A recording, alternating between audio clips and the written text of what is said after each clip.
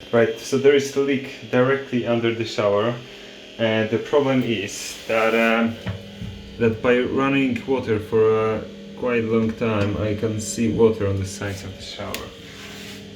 Now, someone could say that it is case of just putting silicone around here, but there are places where I wouldn't be able to reach, like over there. I'm just gonna show you in a sec. Over there, inside there, it just, regardless how much silicone I'm gonna put there, there is already mold and it's not gonna stick to it properly. The only good way of doing that really is to remove one side, second side, that basically remove all the cubicle, take it out, reseal this on all surfaces, here on the verticals and the horizontal ones, and put it back together. And this is the only way which will guarantee the curing the problem.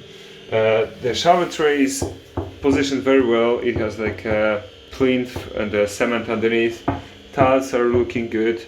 The silicone around is not in the worst